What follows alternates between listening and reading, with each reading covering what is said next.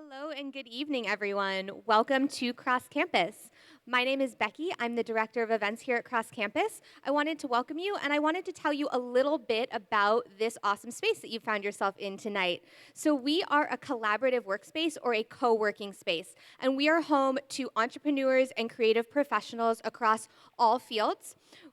Our goal is to create the kind of energy and atmosphere that helps people build amazing businesses and sees their dreams come to life. And this is a really exciting event for us to be hosting tonight with our neighbors KPCC that are located just a couple blocks away from our newest Pasadena campus, because we have been recognized, and this is just further proof that we are the nerve center of Silicon Beach. So we're really excited to have these panelists here tonight, to have you all in the house, and to have KPCC here representing what an awesome community we have created here in Santa Monica, which you are all a part of. So without further ado, I wanted to invite up the president of KPCC, Bill Davis, to say a few words.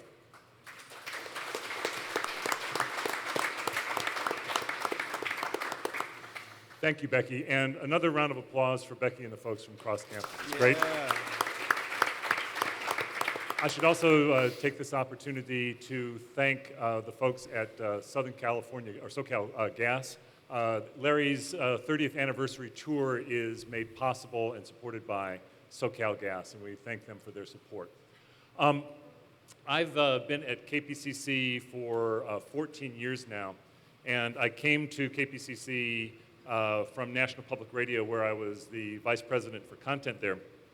And at the time, KPCC was one of the least listened to public radio stations in Los Angeles and indeed in the country. And the Corporation for Public Broadcasting was getting ready to eliminate their CPB support for KPCC. And my boss told me that I was committing professional suicide by taking the job. And I said, well, that may be the case, but it beats working for you. And it's true. And he probably would agree with that. But 14 years fast forward, KPCC's audience is now the largest public radio audience in the country. Our newsroom is the second largest newsroom in all of Los Angeles and the third largest newsroom in Southern California.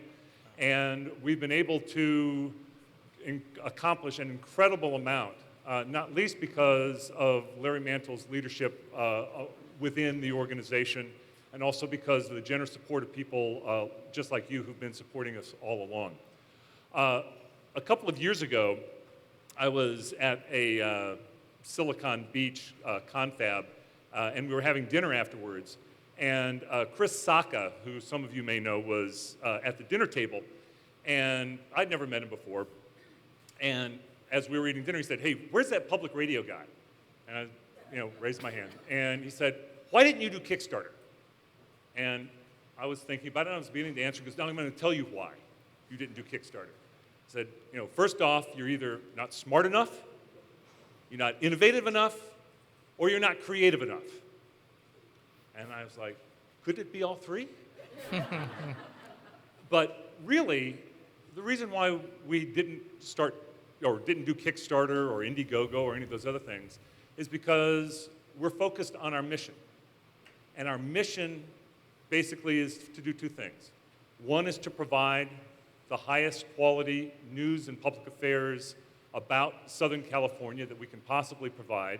As our former board chair, Jarl Mohn, who's now the CEO at NPR, used to say, we cover Southern California the way NPR covers the world. And the second thing we try to do is create opportunities for people in Southern California across a range of economic, ethnic, social, and political lines to come together and to have conversations that they wouldn't have otherwise. That might be online, that might be over the air, and it might be in person. And AirTalk's 30th anniversary is what we're doing tonight, and that is one of those in-person opportunities for you all to engage with Larry in a conversation that really doesn't happen anywhere else. And what's amazing, and again, I hope that you'll give him a warm round of applause, he's been doing this for 30 years. 30 years.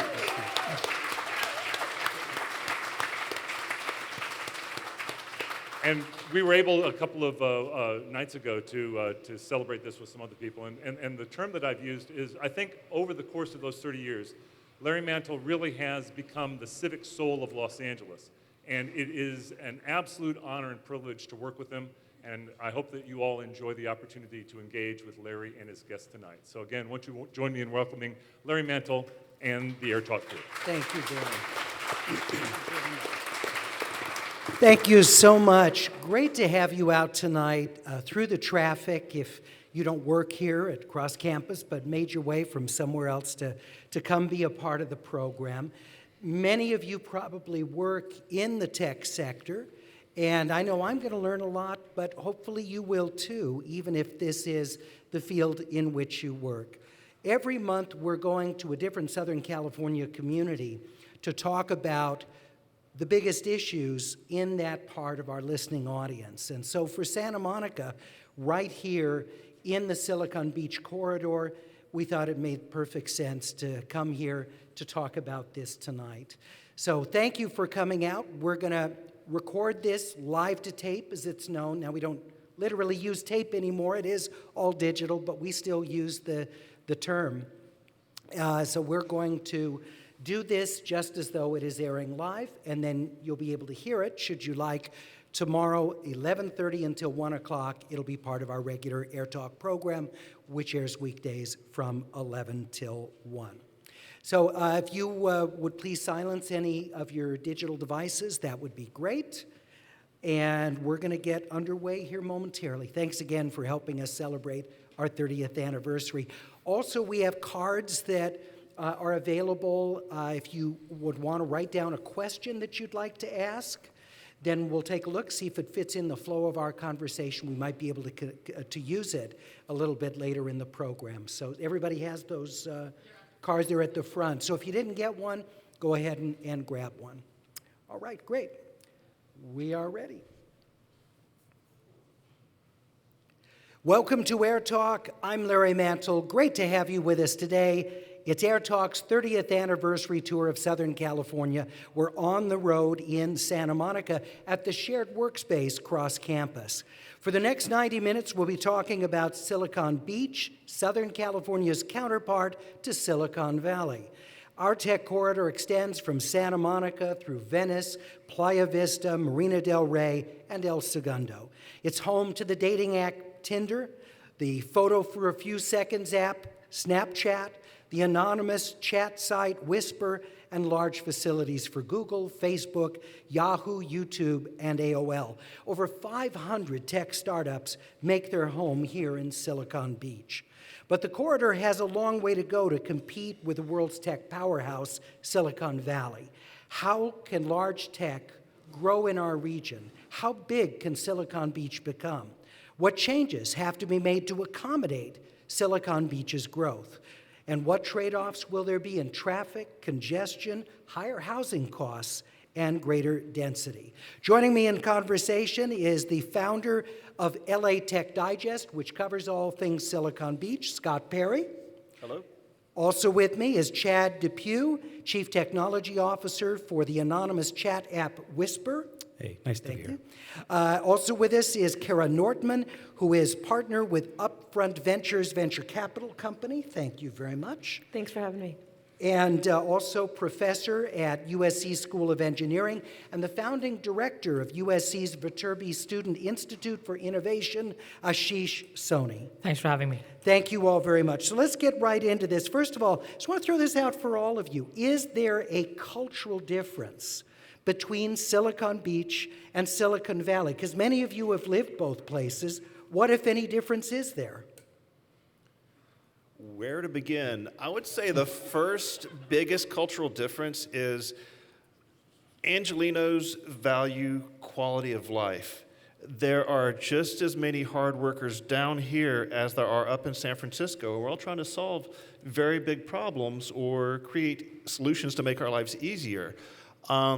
But because we're in Los Angeles, we're afforded these opportunities to enjoy life a lot more than San Francisco can. And so because of that, the connections with other people are a lot stronger. Because we're just starting out as a community, we're not as combative as as San Franciscans are So it's with more each other. collaborative spirit, Much you'd more say? collaborative, yeah, especially in the VC space. And but you see it everywhere.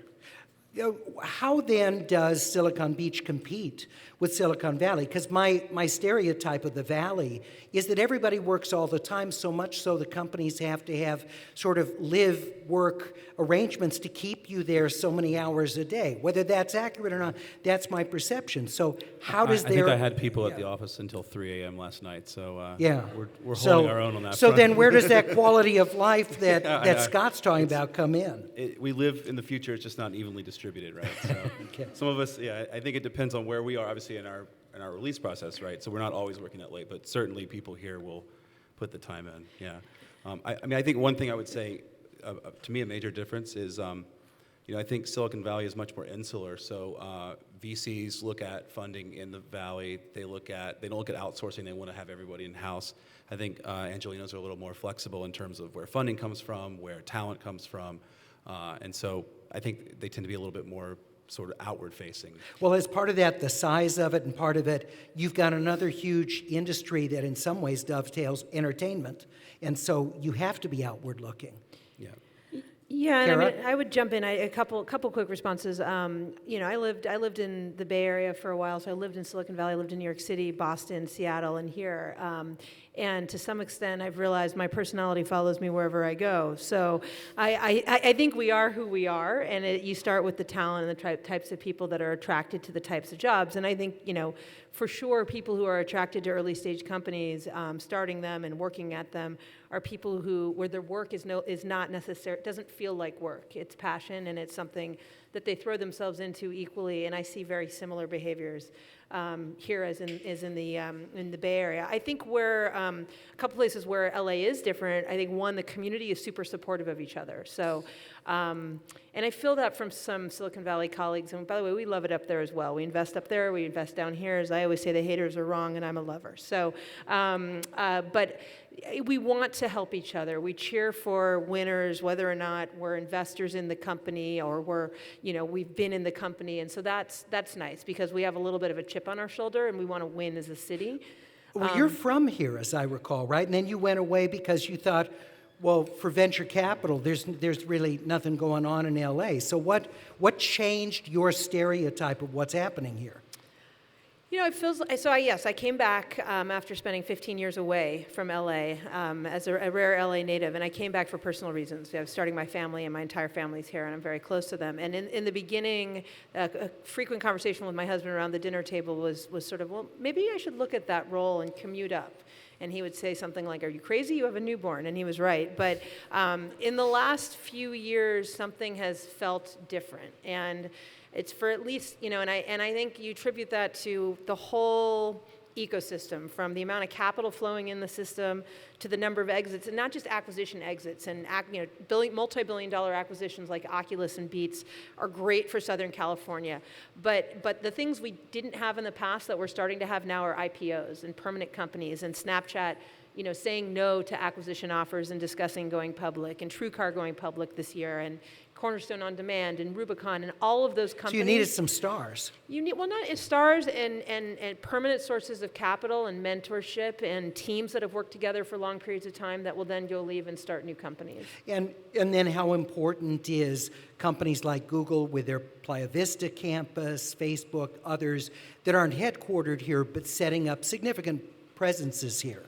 I mean, one little known fact, which is maybe more known now, is that we in Southern California graduate more engineering students than any other city in the country. And so it's about 11,000, which is 1,000 or two more than I think, Boston, Bay Area, some of the other big cities. The problem is that historically those students are leaving and they're going to other cities. So just getting to kind of a sheer number of tech-oriented jobs that are available to graduates coming out of university is a huge positive to just keep that talent local and to continue to grow. So for sure, important that Google and Facebook are here as well. You've set the table beautifully for Professor Soni on this. Absolutely. And, just also answering your last question, which is, the one difference that we see that is changing, though, very rapidly is that because of the history of Silicon Valley, it's tended to be an engineering-centric economy.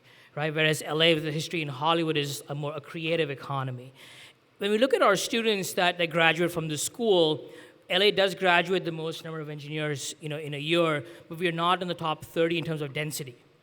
Right, so density of engineers matters in building a startup culture because density impacts culture, density impacts the norms of the community, density impacts what's rewarded, what's not rewarded. So the one area where we'd love to see even more growth in LA is more technical founders that are building companies right here in Los Angeles. And what about the compensation? Can Silicon Beach compare with what's paid up in Silicon Valley? I can tell you from some of my students, this is the first time I've seen this threshold broken. So I have a student this semester with a 4-year undergraduate degree in computer science got a starting salary offer from Google for a little over $200,000. Wow.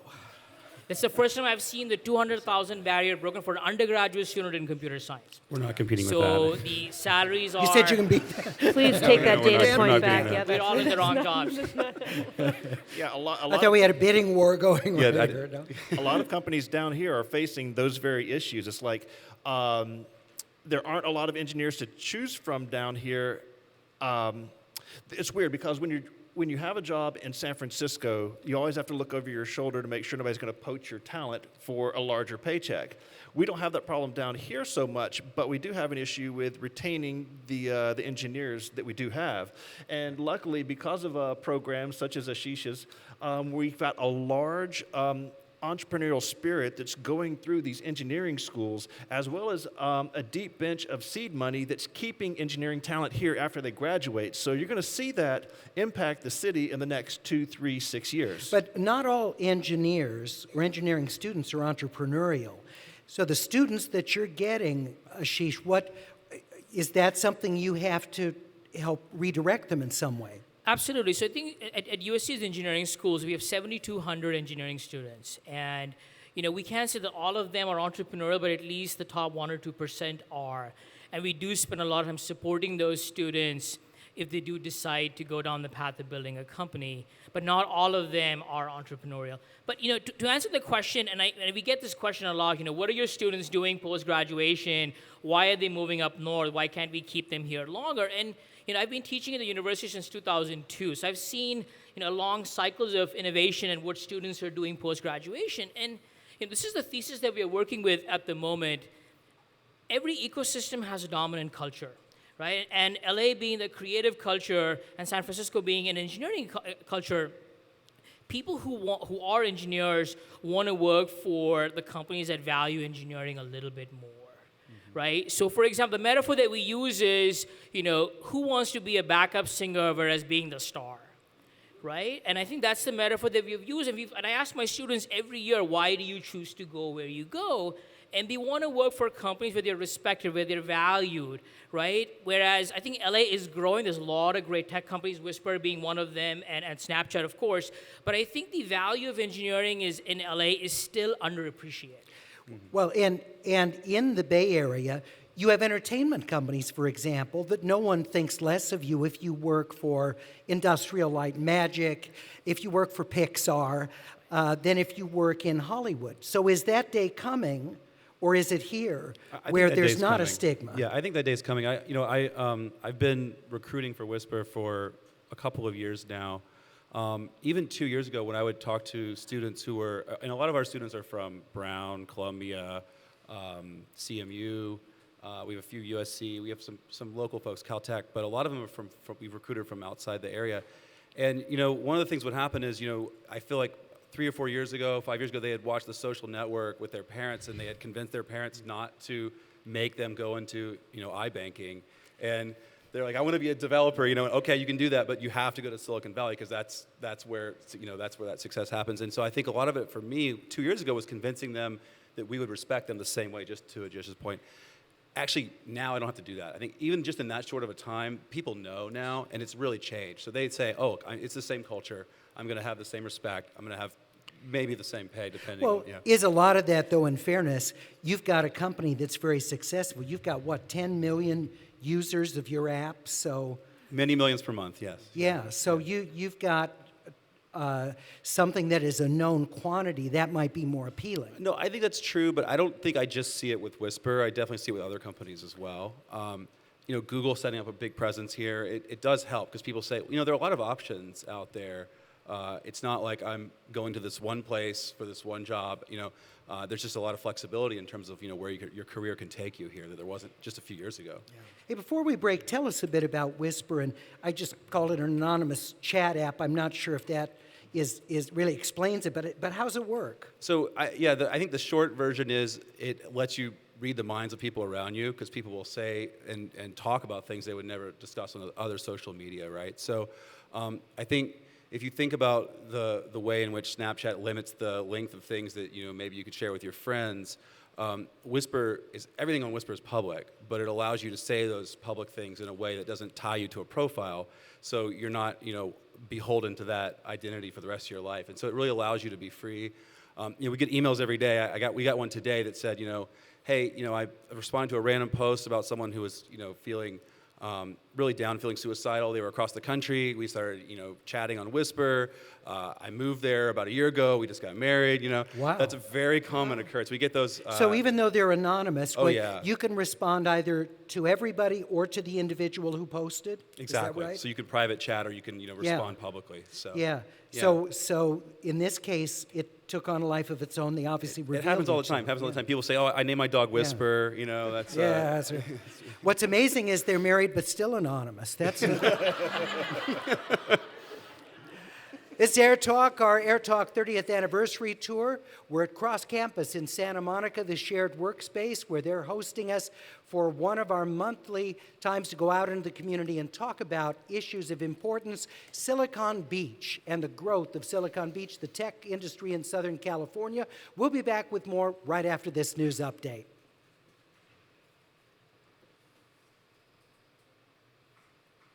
What did that time out to? Okay. What part of town is Whisper located? We're in Venice. Where Bank of Venice is, and where traffic circle is. Just want to remind you, if you'd like to ask a question, you can check out by the front door where we got the cards for you to fill out, and then we can go through them and see if there's something that we can add to our conversation coming up. Dave, am I good to go? How much money as a 22-year-old? Who's going to Well, say that's no? usually Okay. that supports, yeah. As a 22-year-old, that's a lot of money. From Cross Campus in Santa Monica, it's AirTalk's 30th anniversary tour, monthly visits to different Southern California communities.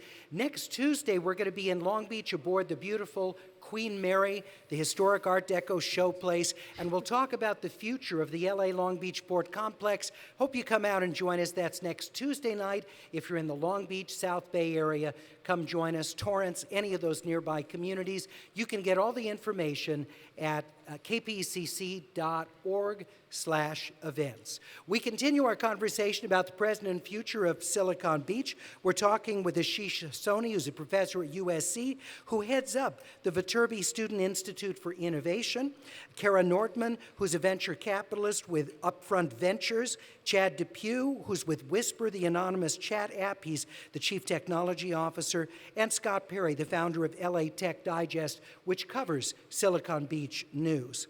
Well, let's continue by talking about venture capital. And Kara, one of the things I hear a lot is the VC companies are looking at Silicon Valley, that's what they know. They want things close at hand. That's where they're investing. But your company, the majority of the capital you invest is here in Southern California. Why? Yeah, so Upfront Ventures, we're the largest and oldest venture firm in Los Angeles. We just closed a $280 million fund. It's our fifth fund. And we invest a majority of that fund in Southern California, though we do invest all over the country and up in Silicon Valley heavily as well. We think that there's a real advantage to being in Los Angeles. And I would still say, and it felt this way when I lived in New York in 2005, the number of the supply demand of great companies and great founders emerging to venture capital dollars is still out of whack. There are more great companies beginning and growing here than there is capital to fund them. And so, one of the things I hear most frequently from other funds is, sort of how wonderful some of my partners have been in helping other funds in LA raise their capital, because we're a big believer in getting more money into the ecosystem. More venture funding, will contribute to more companies starting, more chances at bat at the plate, and more successful companies. So anyway, all of the trends we're speaking of, but I think one of the real macro trends is sort of this just moving from the industry as a whole, moving from the infrastructure layer to the application layer. And, it doesn't mean that there isn't still a lot of innovation at the infrastructure layer, but there's some great writing on this topic where if you look at the Industrial Revolution or railroads, et cetera, all of these great moments of time, there was kind of a big, infrastructure phase, followed by a boom, followed by a bust, followed by, really an investment and proliferation of application layer type things happening and permeating through industry. So content, commerce, storytelling, all of the things that, LA has a strong heritage in, it's a wonderful moment in time to be built on top of the pipes that have been built for the last 25 years. Why is there a locational bias for VC? Because it seems to me that this is an industry where location perhaps matters less than just about any other industry. I don't get that. I would say, well, so first of all, there's one thing I just wanted to mention as we're talking about this. We, and I in particular, believe in sort of talking about the entire LA tech community and not just Silicon Beach. And actually, I started a startup company that's located in downtown LA, and there's great Irvine companies. has a tech center, a lot of Yeah, places. exactly. Yeah. And so I think there's a great debate about Silicon Beach versus Tech LA, but it's most important just to say that there are companies being started all over Los Angeles, and we try to function as much as possible as a community. I actually see anecdotally a lot of the reverse starting to happen. I was at a lunch yesterday with one of the most respected seed funds in Silicon Valley, and the funds are coming down, and they want to sit with us, and they want to talk about what we're seeing, and there's this feeling of, wow, it's this nice environment where things are collaborative, and where new companies are emerging, where there aren't 15 venture capitalists chasing them down the street, and we can get to more reasonable valuations that allow companies to succeed, and those sorts of things. So I think anecdotally, LA is becoming, actually not just attractive to LA VCs, but to Silicon Valley VCs. And once we have Hyperloop, Silicon Valley will be a suburb of Los Angeles. Yeah, and we're just a few weeks away from that, right? Yeah, Scott Perry, you want to elaborate, LA Tech Digest, about what you're seeing in the way of investment trends in LA Tech? Well, sure. Like I always say, is if you live in LA, you take LA for granted. If you live outside of LA, you take LA for granted. But if you take one step back and just look at what's going on in this town on a day-by-day basis, you see miniature victories every day. Everybody in each layer of the ecosystem, whether it's educational, VC, startups, fully funded companies from in town, as well as large companies moving in from out of town, everything's moving forward, and it's across all layers. Of course, we have the entertainment stuff. I liken YouTube to a GM plant, where YouTube establishing their space in Playa Vista created all these parts manufacturers along the highway that feed into the YouTube system, whether it's the actual creators and the stars, the ad agencies, the talent agencies, or anybody associated with that, has brought in a lot of money. But luckily, LA's tech scene is not a one-trick pony. We have 3D, we have data, we have biotech, we have aerospace and engineering from the JPL days. So there's a lot of stuff going on at a lot of levels, and it's not just this one entertainment-based thing. So it's everywhere. And of course, one of the big things here is the service industry. Because LA is so big and unmanageable and unwieldy, you want somebody to valet your car. You want somebody to walk your dog. You want people to do the things that you as a working person, as a parent, don't have time to do. If you're working for Whisper till 3 in the morning, Oh, you yeah. definitely. That's not normal. Even hop, skip, drive, where it's like you have verified drivers picking up your children from school. Stuff like that, where it's like we're trying to make life better for people on so many different levels. And then you look downtown, you've got Nasty Gal, you've got Nation Builder, you've got Hyperloop being built down there, you have companies in Culver City, you have Pasadena. There's pockets all over. It's fascinating what's going on here. Yeah, one more just quick point there. I think think one of Yeah. the interesting things I'm seeing as a VC right now is we're seeing a lot of sort of second generation marketplaces or on-demand type companies. You mentioned Hop, Skip, Drive is one of them.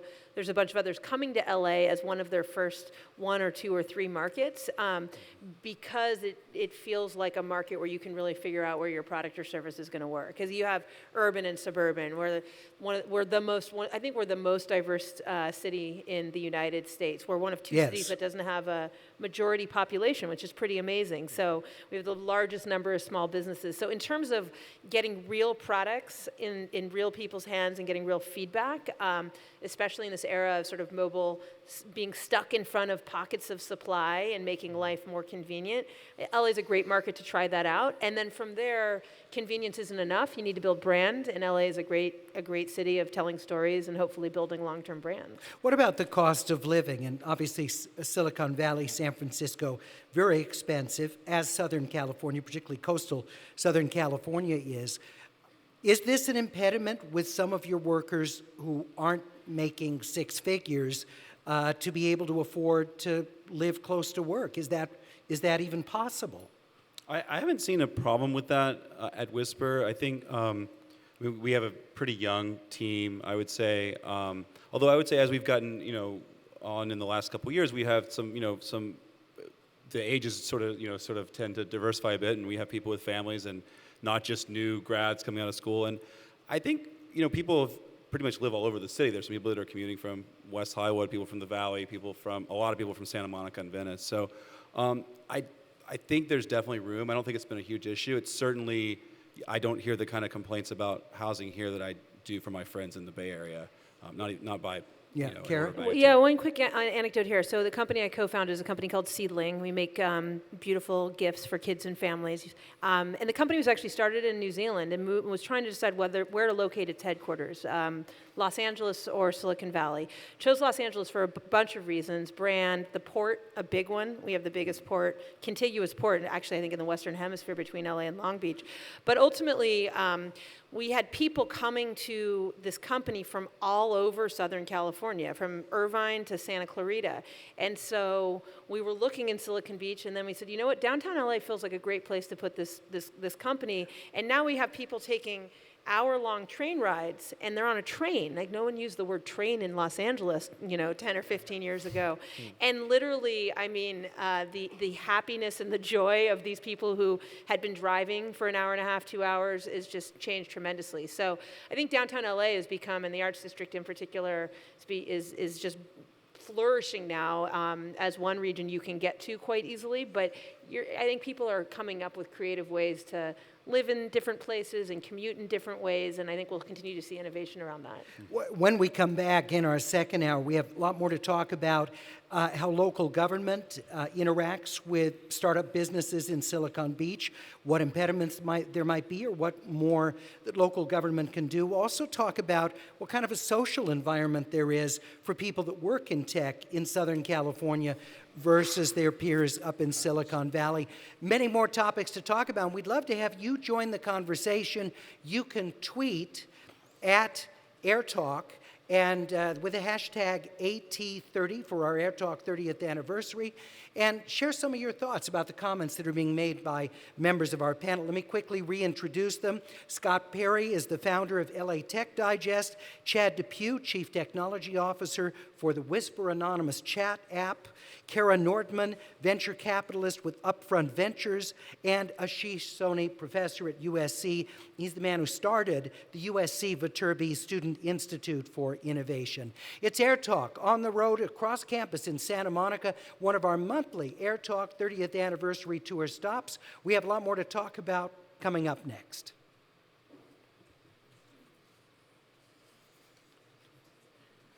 You lived in LA for a while. And you were living in South America prior? I was in, I'm from Georgia. Oh, that's great. Celebrity DJ. Okay, so we have 2 more segments. Should I do one more without questions, or do you think we should go to questions? Okay, that sounds great. And I'll sprinkle my name. Good. Okay. Dude, I almost went to Auburn. I wanted to go to school Yes, Tulane yes, because that's a great I was idea. financial aid, and Auburn is Totally. so affordable. They're like, oh, you can Matt, go, kid. So I'm like, would you come on up, please? You're going to ask the first question. Yeah, I know this man. 15 years. Matt? That's great. Nick in Irvine? You know, I looked around at news sources to see if I could find something that was properly addressed. Our third questioner, Jared of Woodland Hills, What age group are your toys? who is a high school teacher. God bless you. I have a 10-year-old son, so he's still My son's going into high school next year, he's a little so baby, yeah. I bow down to you. Thank you. Oh, line up over here, I'm sorry. Okay, He just doesn't sleep well at night. Other than that, audience right, okay? he's very, very. Laura from Playa del Rey, or as the old timers there say, Playa del Rey. I've got a few of them now. I think we're done with. Dan from Santa Monica, Dan Soni. I'm guessing that's your wife next to your kid? Yes. Tim Ching One's there. and Steve Do they code? Neanzer, I believe it is, of Santa Monica. Yeah. That's cool. Sure. Where do they go to school? Thank you. Oh, yeah, on the Palisades. Yeah, yeah. Some friends there, yeah. Oh, really? The Hubbards? I think the Hubbards are there. Or no, they might have left. They might have just been there for preschool. No, let them self-identify. I think that'll be fine. Let me take a moment while we're waiting. I just want to, you've met Bill Davis, our CEO, who has led KPCC for this extraordinary period of growth that he talked about. It's fine.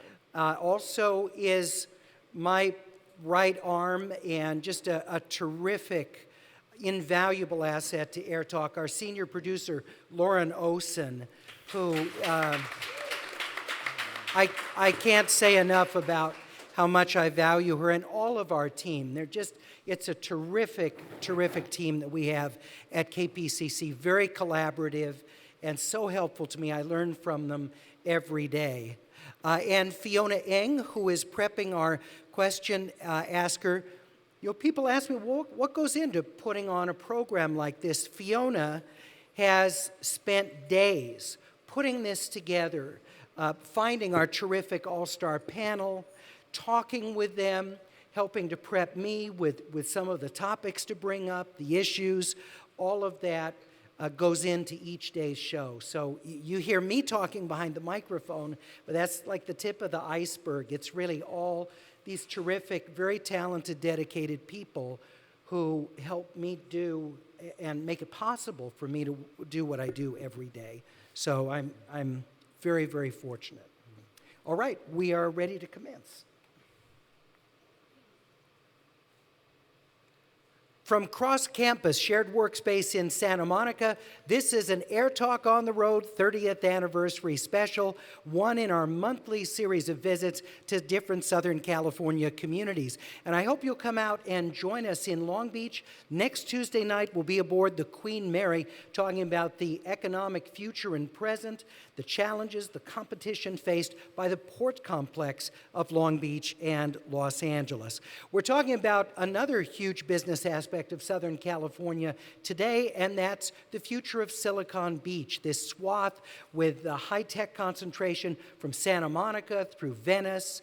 It includes Playa Vista, El Segundo, even inland to Culver City, where you have high concentrations of tech companies. Our panelists are Kara Nortman, partner with Upfront Ventures, venture capitalist, Chad DePue, Chief Technology Officer of Whisper, which is an anonymous chat app, Scott Perry, the founder of LA Tech Digest, and Professor Ashish Soni, USC Viterbi School of Engineering. Let's hear from some members of our audience here in Santa Monica. Sir, your first name and where you're from, please. Hi, I'm Matt, recent transplant to Santa Monica from Brooklyn, New York.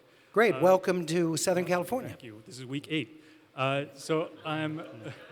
My question is, what is the local, state, and city government doing to support small businesses and especially tech startups? Do you want to start on that, Chad? As someone, you have a company that's operating in I don't know if I'm Venice? super qualified to answer.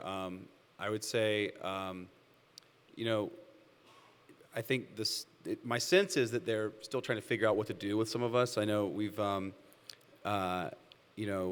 been in a couple of different spots in Santa Monica and Venice. I think it's I think probably a little bit different than Silicon Valley in terms of kind of understanding like even things like zoning and how do we put, is there a place to sort of like, I think in Silicon Valley there's a lot of room for startups to be together in the same area that are very similar. I think here we're more spread out. I think that probably adds a lot of challenges in terms of how do you deal with these, startups.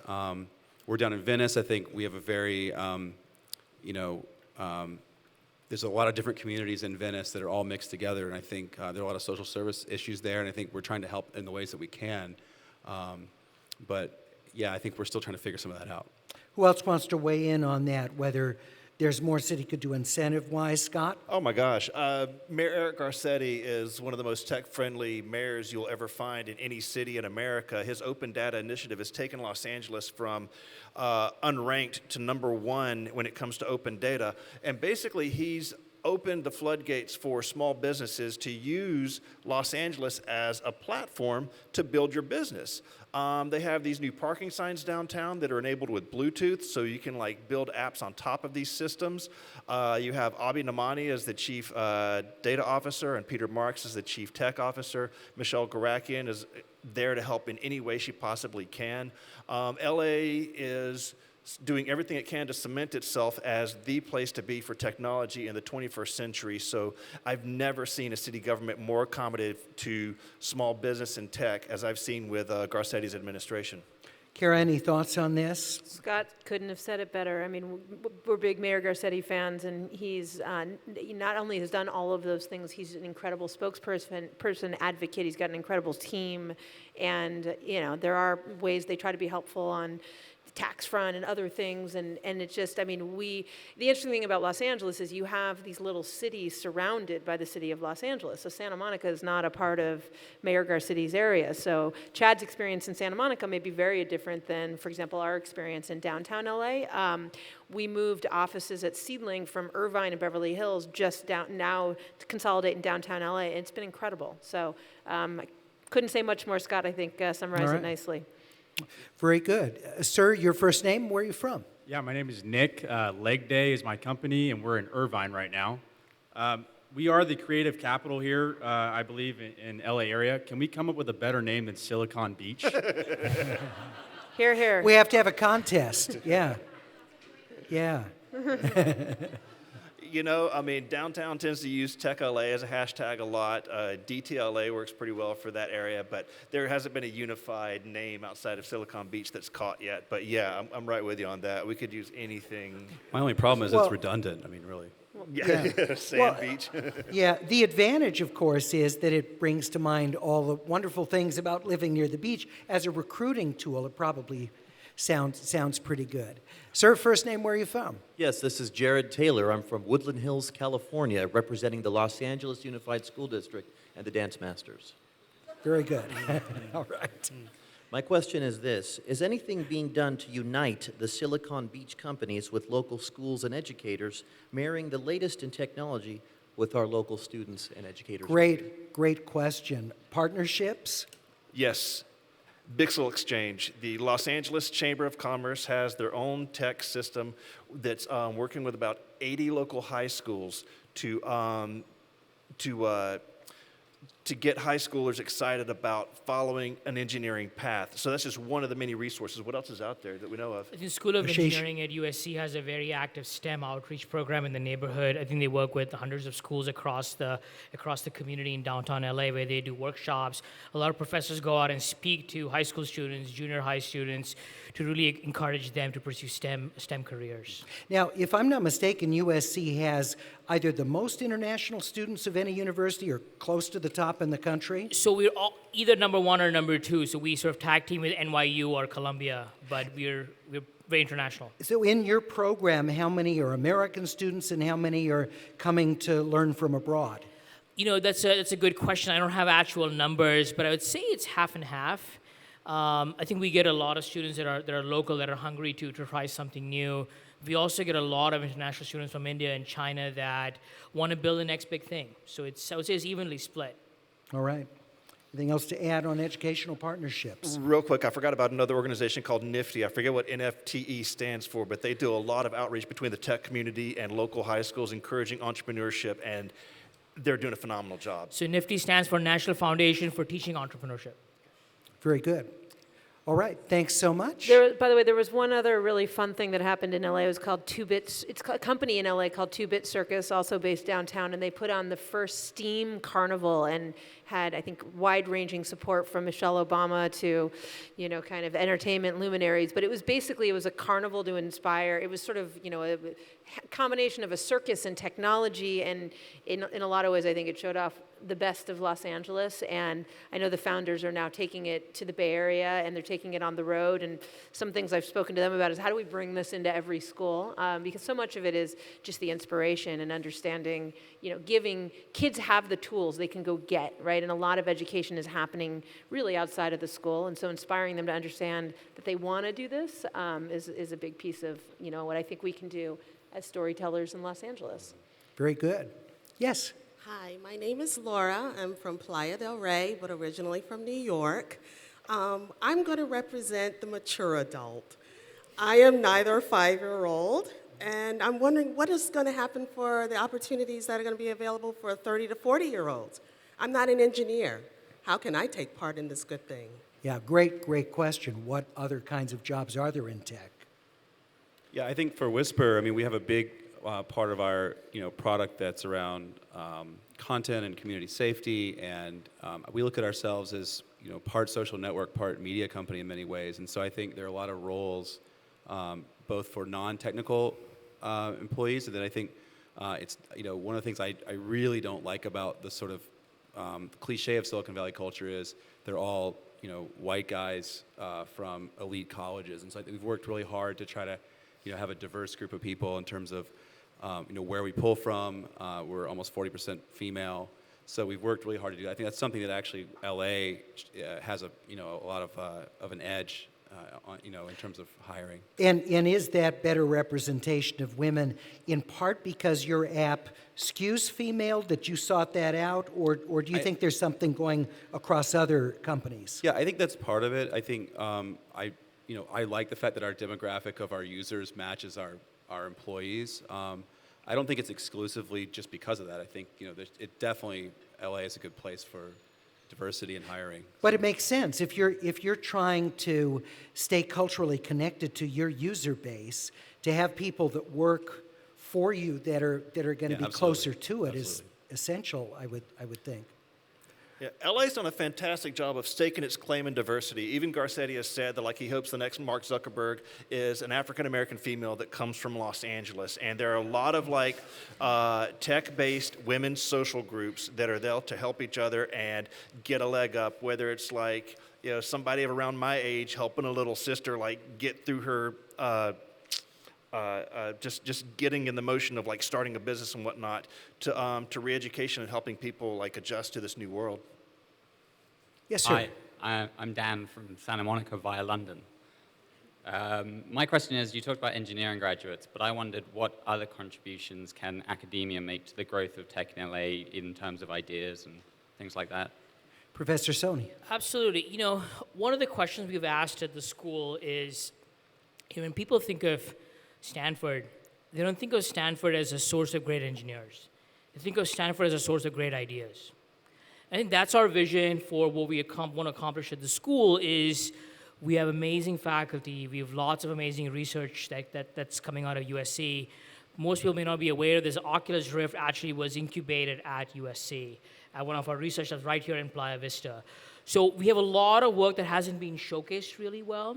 And I think we're trying hard as an institution and as a school to change the perception, not just as a source of hiring great engineers, but also for lots of big ideas and great ideas that can be spun off ultimately into good companies.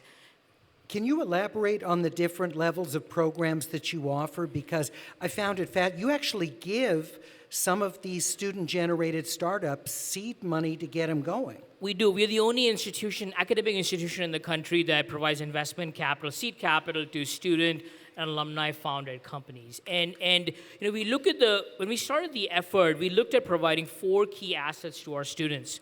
Education, of course, being an academic institution, mentorship and collaboration with the local community, access to financial capital and social capital. So for each of these 4 pillars, we have programs that facilitate students' development as they reach the next crucial milestone in building their company. So we are the gatekeepers in some ways. As they make more progress, we open up a different set of doors to help them build their companies. And our companies at the incubator, we've launched 17 companies to date in the last 2 years. We're starting our 3rd cohort this year. Those companies have now raised $7 to $8 million in follow-on investment capital. And where do they go when they leave SC? Most of them are right here in Los Angeles. All right, very good. We'll continue our conversation with SC Professor Ashish Soni, Kara Nortman, talking with us about venture capital in Silicon Beach, Chad DePue, who is Chief Technology Officer for the app Whisper, and Scott Perry, the founder of LA Tech Digest. If you want to take part in the conversation via Twitter, you can tweet at AirTalk using the hashtag AT30 and share some of your thoughts about Silicon Beach and the businesses in tech right here in Southern California. We have a lot more conversation to come right after this news update.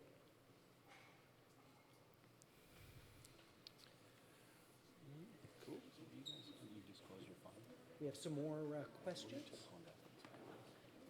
We're most typically kind of see-through A, though we also have an opportunity fund that goes later. I do pretty much early stage stuff, so I'll write a check from, $500,000 to $10 million. So I like the early stuff. Yeah. So that's fun. Yeah. You got it's Okay. Right, That's great. Jeremy Lewis, Yeah. and then Okay. Ready to go. Who from Shasta? This is great. Thank you very much. I'm glad you're enjoying it. Yes, fun. I'm learning so much. Yeah, this is great. We, I used Oh, to work okay. at Battery Ventures. Yeah, that's fine. We'll catch up when he gets back. Shasta. And then one of their young principals was down here, and he's a bright, driven guy. From Cross Campus in Santa Monica, this is Air Talk on the Road, celebrating our 30th anniversary, 3 decades of Air Talk for Southern Californians. And it's our way of further connecting, going out each month into a different Southern California community. Next Tuesday, we'll be in Long Beach on the Queen Mary with a terrific panel that our producer Matt D'Angelo Antonio put together with the heads of the ports. We'll talk with various interests like the truckers, the shippers.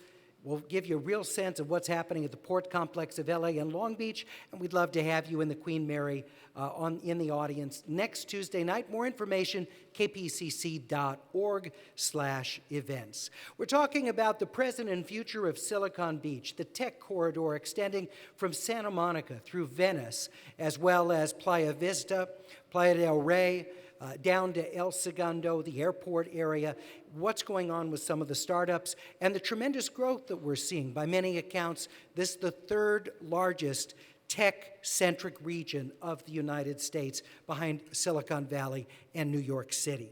Our panelists are Kara Nortman, Chad DePue, Scott Perry, and Ashish Soni. We have another listener question. Sir, your first name. So, panelists, you've talked a bit about diversity, and I wanted to talk about one specific type of diversity, and that's Los Angeles has a lot of non-English speaking communities. So, for the startups that have global ambitions, these Chinese speakers, Korean speakers, Latin American, is this a unique asset that Los Angeles has over Silicon Valley, or have you seen that asset being used? Wants to jump in. Yeah, Chad? I mean, I've seen it from the perspective of we have a team in China that 2 of our employees who were native, they're from China, had both gone to high school in the States, actually went, with our blessing to start an operation over there. And I think that's been an asset in the sense that they both had the startup experience of being here, the cultural experience of being in the community here, but they also have the experience of being able to go back to their home country and really build an amazing operation there. So I think in that sense, it's been great. I don't know. I mean, a lot of us speak Spanish at the office, but that's about it. So. Okay. Yeah, Karen? I mean, obviously we touched on this earlier, but there's now a lot of data around the importance of diversity in a company, not just because it makes us feel good, but because it actually produces better business results, and that's good to hear, because there's a business objective in having diversity. And again, I think to the point earlier, we just naturally have a lot more diversity to tap into in Los Angeles. And so again, if I look at the experience I had building a company here, we have people from many different countries. We have, we're very gender balanced. And so when you're actually trying to figure out marketing strategies, or just do some quick and easy product testing, when Whisper's rolling out a new app at its alpha phase, being able to get out of your comfort zone and have people challenge you and look at the world in a different way, I think is very valuable. The second thing I'd say is that just from a pure media standpoint, we have a lot of multicultural media platforms that have emerged and will continue to emerge in Los Angeles. Quick example, up front was the seed investor in Maker Studios, which was acquired last year by Disney for close to $1 billion. And Upfront is also an investor in a company called Me Too Networks, which is a large and the fastest growing Latino kind of multi-platform media company now as well. And so, you have companies like Drama Fever and a bunch of others just on the content side that are set up well to serve diverse communities by having that native population here. What about, we hear a lot, and there have been stories recently of a hostile environment for women at some tech businesses. Here in Southern California, do you think that is an issue and something the industry has a long way to go to fully address? This may be a topic for another hour. I think it's a good moment in the sense that we're having a lot of dialogue around this, and again, we're coming out with a lot of data. TechCrunch came out yesterday with data for the first time, and they said they just started measuring it 2 months ago, percentage of women co-founded companies. And so I think there's just awareness around this topic, and that's creating dialogue, and that's good. And for sure, I think we all have cognitive biases and sort of being challenged to recognize that we tend to like people who are like us. And so if leadership is one particular varietal, you kind of have to be challenged to look for other.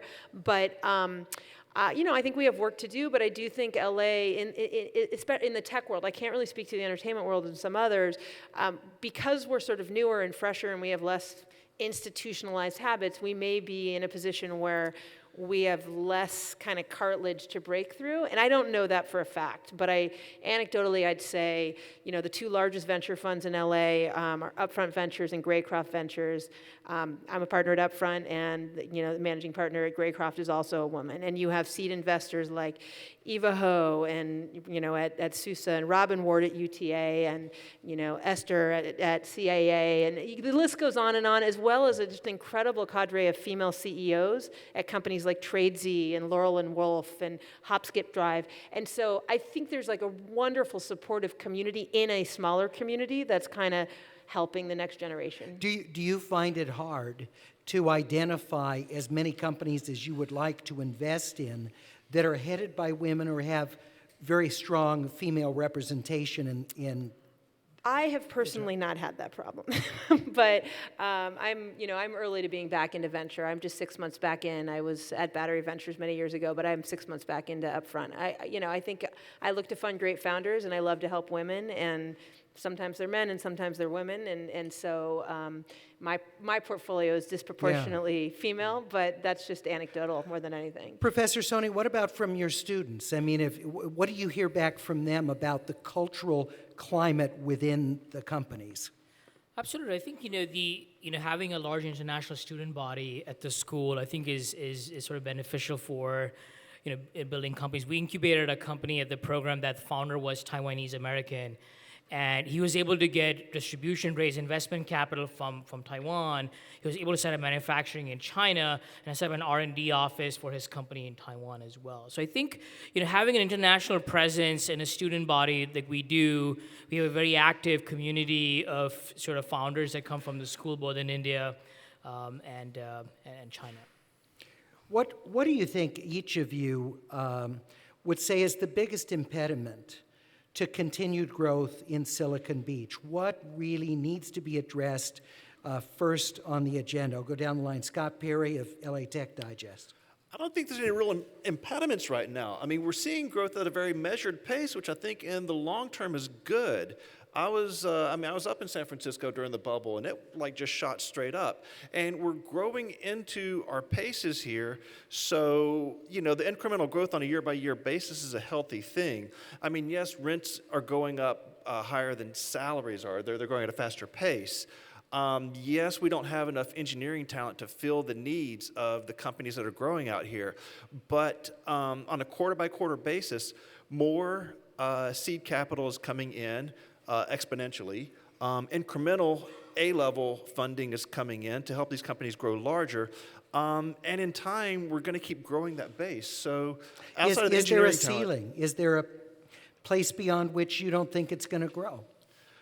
I don't think so. Well, I mean, I don't think we'll ever get as big or as crazy as San Francisco ever is or ever was. San Francisco had a 50-year head start, and they just, everything was so go-go in the 90s.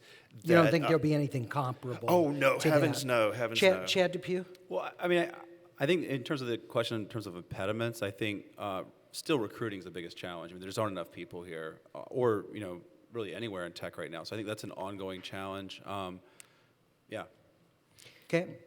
I mean, a few things. I mean, I think probably the biggest impediment for early stage companies is still funding. And there's capital comes down and is here when there's data. But before the numbers prove out this is a great company, that risk capital, that the earliest stage of capital, it's just still much harder to raise it and to raise it in as large quantities as you can in Silicon Valley. And then I think there's still a feeling I think entrepreneurs are a little bit more afraid to fail and are still a little bit more kind of, I need to figure out how to make money oriented than I want to conquer the world and my business, kind of oriented. And there's some element of that which is great. LA created the internet's business model. LA created, Bill Gross and Gil Elbaz created AdSense and AdWords, the business model that was booed by Silicon Valley. We know how to make money in LA, but sometimes that can be an impediment to dreaming big and not being afraid to fail and pick yourself up and start again.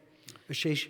I'd echo the same thing with a small twist in terms of, early stage capital for technical founders, right? I think so. That's where we believe that looking at data that's supporting engineering and technical founders in building companies, we can do more of that. I think the boom will be even bigger. All right. I want to set the table for our next panel that's going to come up and take part in the conversation. That's about some of the quality of life trade-offs that have happened here in Silicon Beach with all these tech people, engineers, and others working these companies moving in.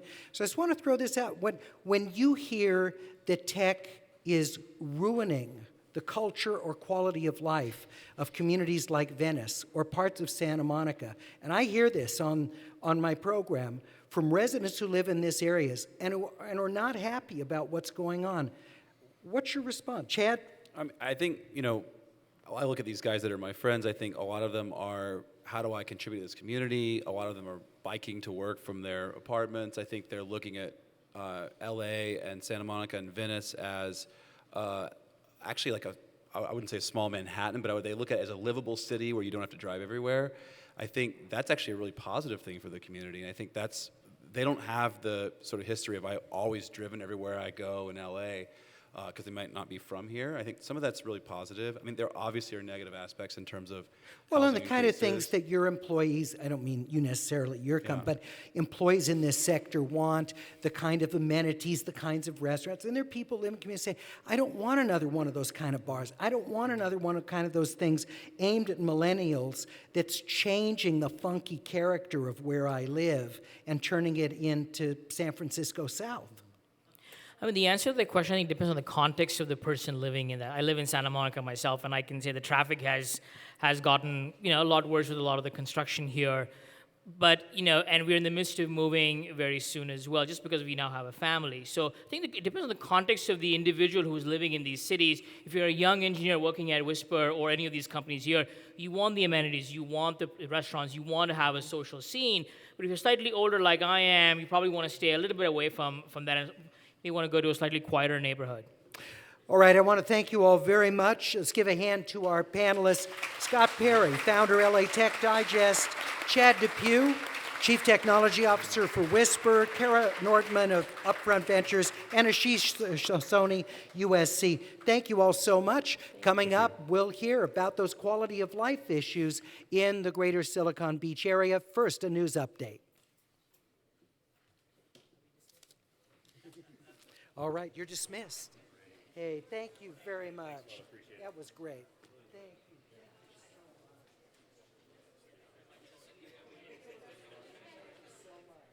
Really appreciate it.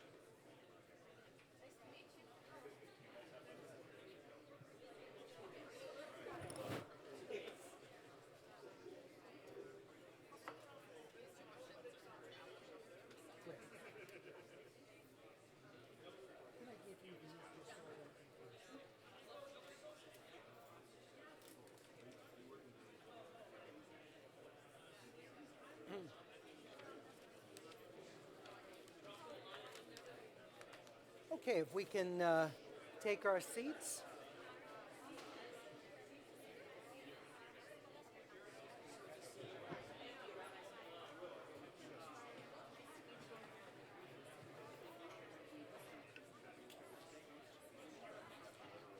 My grandmother lived in Westchester from 1940, I guess it was like 1944 to late 90s.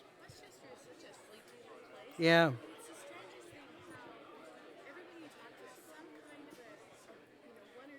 Yeah. Yeah. Yeah, my mom grew up there, went to Visitation Catholic School, and yeah. Yep.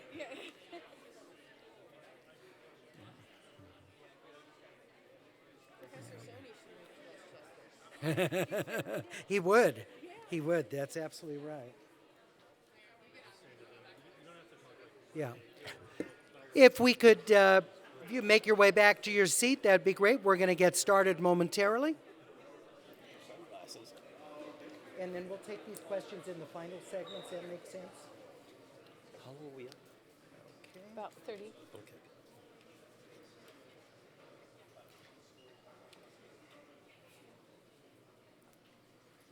Thank you so much. All right.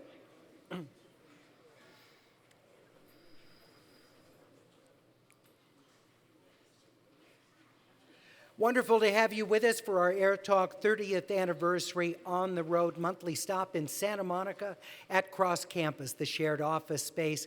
Got a great crowd here for our conversation about the present and future of Silicon Beach, the tech sector in greater Los Angeles.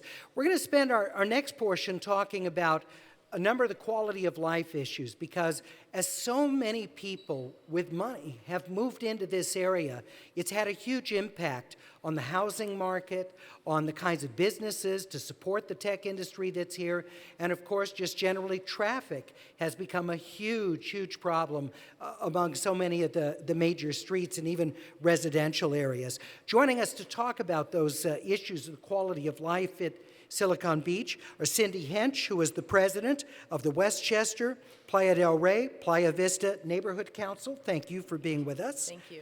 James Briggs is the CEO of Briabi Mobile, which is an advertising solutions company. Thank you for joining us.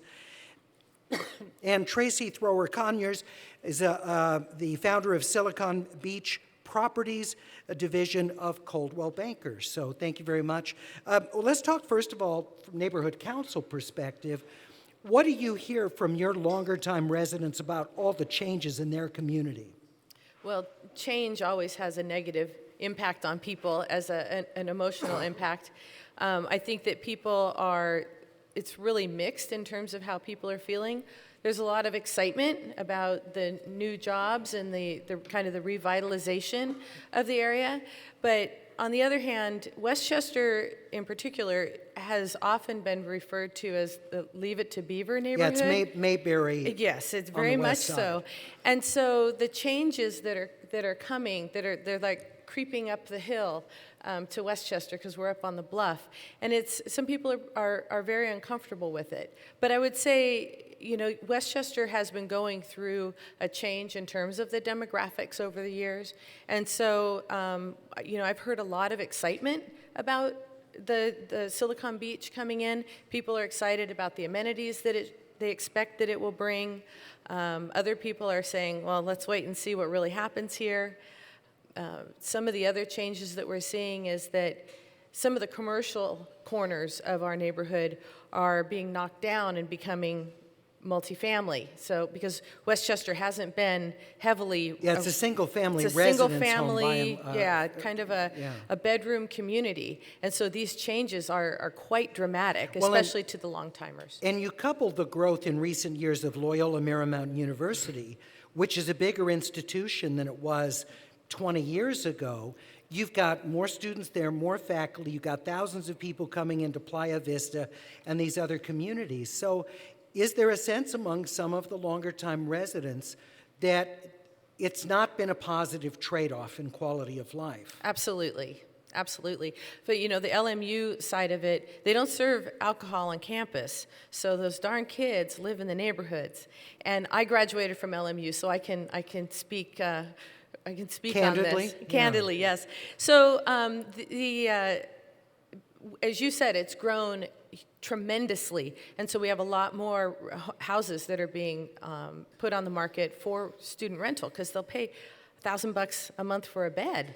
And we've had, more recently, we are seeing developers targeting our Westchester and Playa del Rey to find those little gems of homes that haven't been remodeled and that are on nice, generous lots, and they're knocking them down and they're building what I would call a dorm. There's one in particular, it's 9-bedroom, 9.5 bathrooms, and Wow. doesn't have a single bathtub in it. Wow. Is there a reality show they're planning to do out of that? Good suggestion. LMU does have a film school. Okay. Yeah. So let's bring in the business side of this. James Briggs, CEO of Briabi Mobile. How has this been for you, trying to rent space, being able to accommodate your staff with what's going on with the commercial rates?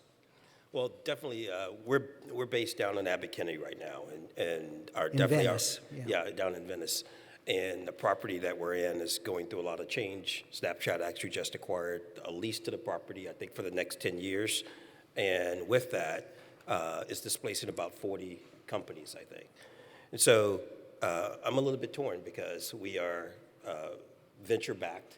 We're a tech company. We've been in that space for about 4 years, well, about 7 years in total.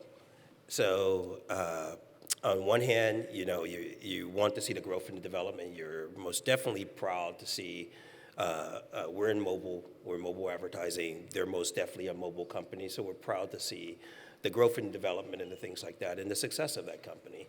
But at the same time, having been now in the community for such a long time, you start to get concerned about the impact of the community too, and I think that we all have to be a little just when you look at all of the change that is going on, and we can see the things that have happened up in San Francisco, and you can see the issues that they're having with just the impact overall on the community And resentment that's built over that. Absolutely, and it's how do you take the good of what's going on and try to minimize the negative impact. And Are there ways your company has tried to do that? for us, really, I mean, we're not a big footprint company, so we haven't gotten to the point that we have to really make those considerations. I mean, we're a very diverse company. We give back to the community. We try to volunteer, and so we try to embrace the community as much as possible. It really, I didn't really start thinking about this so much until you have a very well-funded big entity come in and say, well, we like that space. So this is the flip side of the synergy Exactly. that comes from being in a happening place with a lot going on and companies of all different sizes. But for a company like yours that isn't a Snapchat, for example, they come in, you get elbowed aside. Yeah, so you have it's the crowding out effect, right? So, and I don't believe that it's a issue of fairness. I mean, my point, the thing that I always says is that Snapchat has a lot of money and they big rents. Landlords want big rents, and so the deal is fair. The only thing that we will point out is that thinking about the impact on the community overall, we all love the community, we all want to embrace the community, that's why we're there. When you come in and when you start to change the community, what are you really embracing anymore? So are you embracing the location because it's close to the beach? When you start to make such drastic change to the potential drastic change to the environment. Well, what do you think that culturally is the risk involved? I mean, do you think that with all this influx of tech employees, that kind of funkiness, the kind of artsy feel of Venice can be lost? Absolutely. I mean, we're definitely seeing a lot of businesses start to close their doors. Because they can't afford the rents. Absolutely, because they can't afford the rents. They're having to look at other places, look at other sources to be able to rent. We were happy to be at a point where it made sense for us to start to look anyway.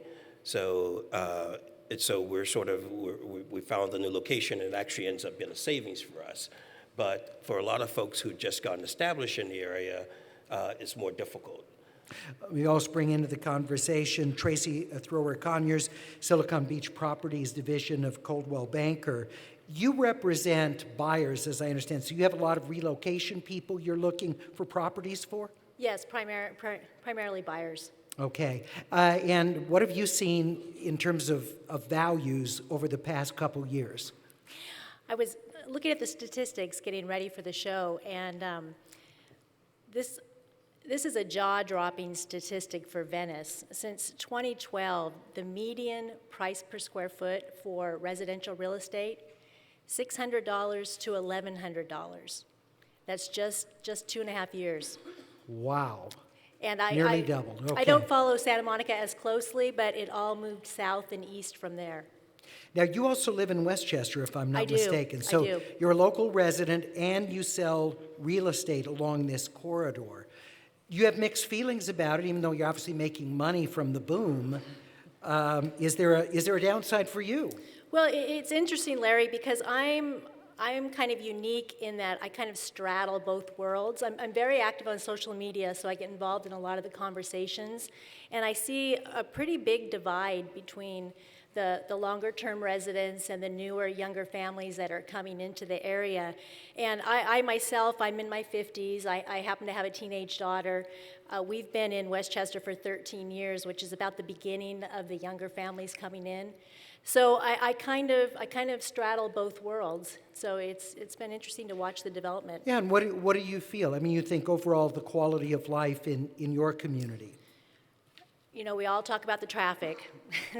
The traffic sucks. I live in Westchester. My office is in Venice. It can take a long time to get there. But, you know, it's exciting. I mean, I was a digital entrepreneur in LA before there was a Silicon Beach. So I'm super excited to see what's going on, and I like the fresh blood and the excitement that's coming with the changes. All right, we'll continue our conversation. Also hear audience questions. We're coming your way from Cross Campus, shared workspace in Santa Monica, AirTalk on the road for our 30th anniversary, back right after this news update.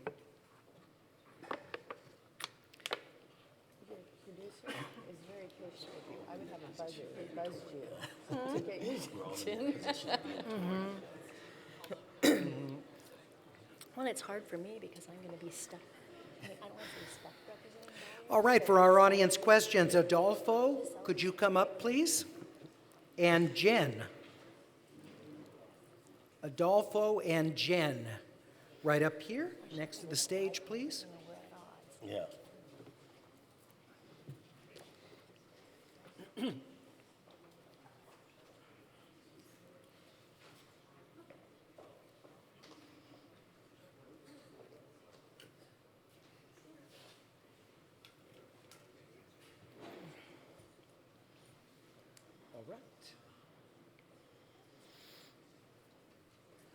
Great to have you with us for our AirTalk 30th anniversary tour stop for the month of May. We're at Cross Campus in Santa Monica talking about the present and future of Silicon Beach, the industries that are here, and we're also talking about some of the impacts of those businesses on the quality of life in this very desirable part of Southern California. With me is James Briggs, the CEO of Briabi Mobile, which is an advertising solutions company which is moving as a result of the real estate costs going up and a huge tenant going into the building they've been renting for many years. Cyndi Hench is the president of the Westchester Playa Vista Playa del Rey Neighborhood Council, and Tracy Thrower Conyers sells real estate and finds homes for people through Silicon Beach Properties. Let's start with an audience member's question. Yes, sir. Hi, my name's Adolfo. I'm from Culver City, recently moved here. So we've talked a lot about the good things that are coming along with Silicon Beach, but specifically homelessness is a big issue that our community faces. What programs have you seen the tech industry get involved with to address that population? Who wants to take that on? Well, I think Cyndi, Tracy? you can Cyndi? talk about Mike Bonin. He's very active. The question was really about what's the tech industry doing on this issue. I don't know that we're really qualified to talk about what the tech industry is doing, because we haven't up in Westchester, we haven't seen them yet. But I agree that homelessness is a growing issue, and particularly in the Venice area. This is an issue that our council member, Mike Bonin, is definitely concerned about, and I know that our Mayor, Eric Garcetti, is also focusing on. They're starting with their big focus on the number of vets that are homeless in our community. And I don't know that, I don't see the Silicon Beach coming to our area is causing homelessness. Except it is I would argue it's driving real estate prices up. Yes, so absolutely. If some of the individuals or people that were able to afford to rent in the community or close by, that's at least a portion of the population that there. could be coming. Yeah. James, do you want to comment on that? Well, I just think that there's an opportunity for the mayor, for the city council members to really get ahead of the situation. We can look up north and we can see the impact. And so most definitely the rents are going up. Most definitely people are being displaced. What are you going to do about it now in order to minimize the impact? And I think there is a need for both the broader community, the city government, and also the companies that are coming in to all consider it, to come together in some way, shape, or form to try to look for solutions. And I don't know, as a tech company ourselves, I just haven't seen a whole lot being done about it. Yeah. I wanted to ask you, Tracy, about for prospective buyers that you're showing properties to, is this a problem that they bring up or concern for them about where they're purchasing? If they see homeless people nearby? I have to say no, because, Yeah? the reason I say no is because there's such a limited supply of available property that nobody's asking any questions. Okay. They take what they can get. Yes, please. Yeah. Hi, my name is Jen Blackburn. I'm from Santa Clarita. And my question is, the X generation and others preceding are statistically prone to remaining in lease contracts when it comes to real estate due to the focus of remaining flexible and detached for the sake of jobs. I'm curious, do you foresee this pattern changing with the emergence of a stronger tech root base here in LA? Wants to weigh in on that? No? All right. Okay. Maybe she could restate the question. I didn't understand it. You want to come back and just and try again? Just a little, yeah. Sure. So instead of starting a mortgage, it's very common for my generation, the ones preceding it, to stick with leasing and renting because the job is more of the focus. It gives them flexibility to just go where the next job is taking them as opposed to rooting themselves with a mortgage and a property. Okay. And what the impact of that is on a community, more renters versus owners. Well, I think that we have a lot of people coming to the area anyway, and they're starting out as renters just to get an idea of what the area is all about before they make any decisions. But I think the bigger companies, sometimes they have programs to help people out of their mortgages if they want the talent bad enough at their company, or there's so much appreciation that it covers the cost of selling your property. So I think that there are people starting out as renters, but I don't think there's a lot of deterrence to buying, except supply. I also wanted to ask about, with housing costs going up, I was looking at Playa Vista, and just up, up, up, up. You have all kinds of people that work in this community who don't make high salaries. They're working in the pizza parlor, they're working at the fast food place, they're working behind the window in the gas station. They must be commuting many miles to come into those jobs. And I'm just wondering, what are you seeing? Is it changing the nature of the community that fewer people working in sort of working class jobs can afford to live in the community? And I wouldn't say that's just working class. I mean, in terms of being on the tech side and having tried to recruit people who are maybe working in or living in other parts of the city, it's becoming a problem for Venice. It's becoming a part of for that local Silicon Beach community as well. There are great engineering resources out in the valley and places like that who want to have family, who wants to have their kids and want to be able to go to local schools and things like that, and don't want to have to commute in for hours to sit in the car, or don't want to have to pay millions of dollars more than what they would have to pay in another community. So it's not just, it's starting to displace or starting to prevent folks of all sorts from coming into the community and establishing deeper roots. What would you like to see, Cyndi, the city do to try to mitigate the terrible traffic that surrounds your community? What could they do? Jetpacks. I don't know. It really, what's the solution? Because the city, our history was they tried to do mass transit with the electric trains, and it didn't work, and they've pulled them all out. Venice still has a street called Electric Avenue for a reason. Well, at Playa Vista.